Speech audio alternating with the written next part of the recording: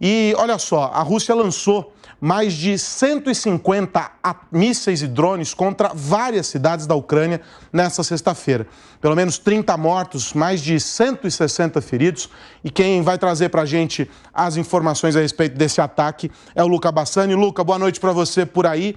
É um ataque bastante contundente, por dizer assim. Já fazia algum tempo que a gente não via algo nessa magnitude, né?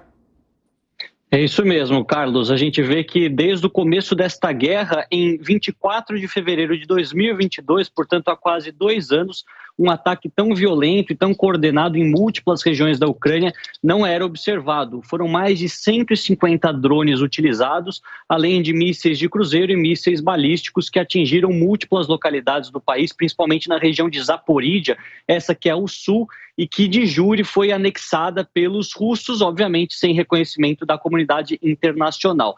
Nós vemos que até agora são 30 mortos e mais de 120 pessoas feridas, muitas delas em estado grave, já que parte dos ataques se concentrou em áreas civis, áreas onde temos escolas, onde temos comércio, onde temos residências de pessoas que não têm nada a ver com o exército ucraniano. Pelo menos o que grande parte das imagens confirmam é isso. Os russos não confirmaram ao certo a quantidade de armamentos utilizados, mas disseram que negam todas as acusações em relação aos alvos civis, que tudo aquilo que eles atingiram durante as últimas horas são alvos militares, algo que é mais uma vez contrariado pelas forças de defesa da Ucrânia e pelo próprio presidente Zelensky, que prometeu retaliação.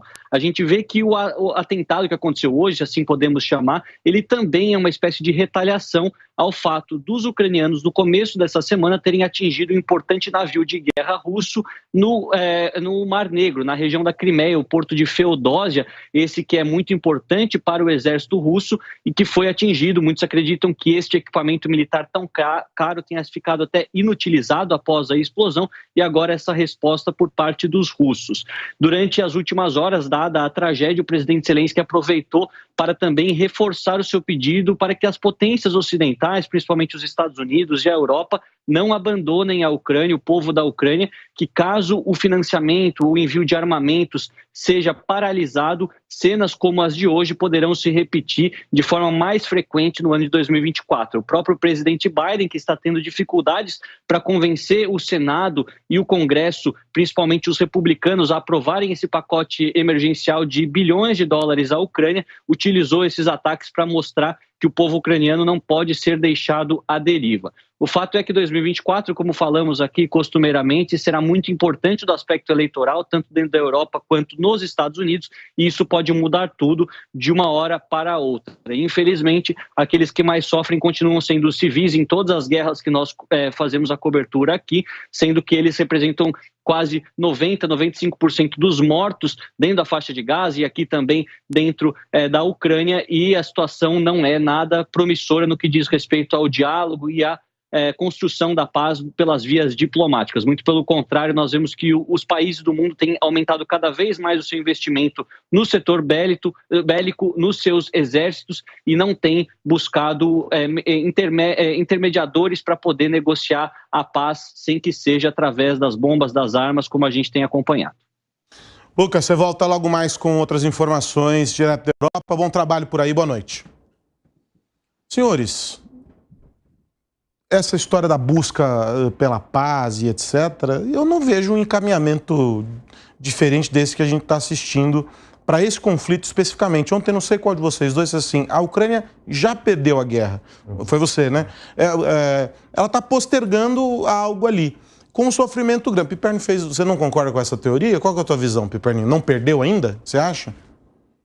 Ainda não, mas, veja, a Ucrânia, ela está em guerra contra uma superpotência militar. Sim. Óbvio que isso tem um peso. Isso por si só traz dificuldades naturais. Ela vem impondo também muitas perdas à Rússia em relação não só a material bélico, não só ao seu arsenal, mas também em homens, em vidas. E isso vai ter, em algum momento, um custo político aí para o presidente Putin.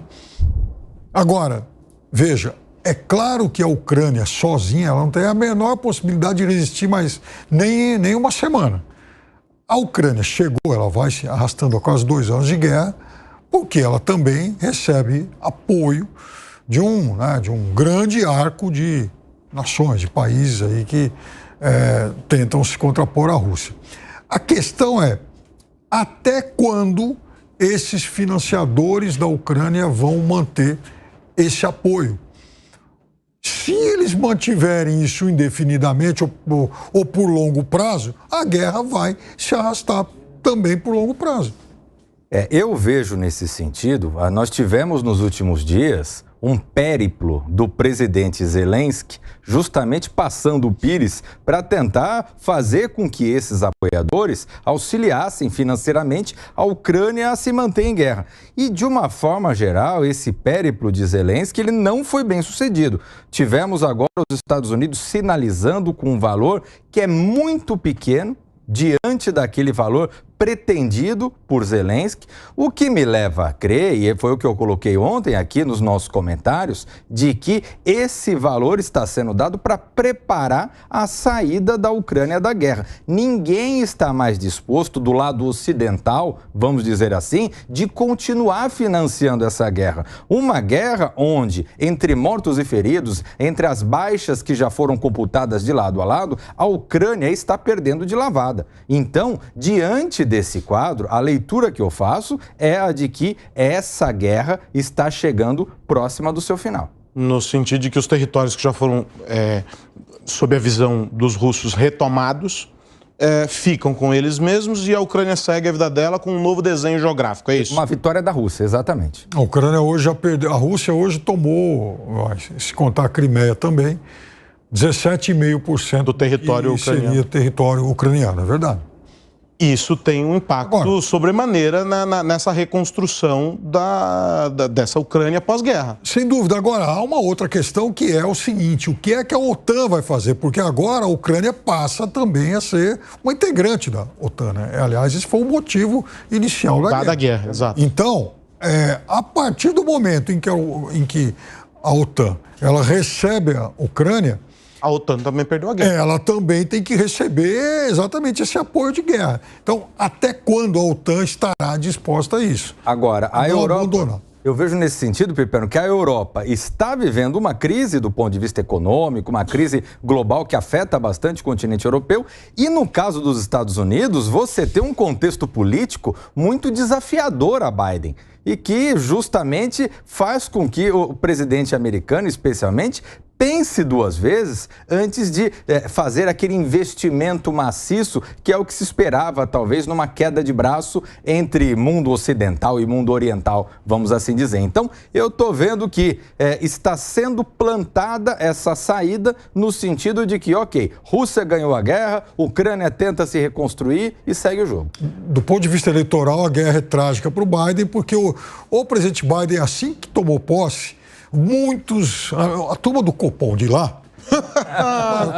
Estava demorando. A turma do Copom de lá apostava todas as fichas numa recessão da economia americana. A questão não era o se, mas o quando.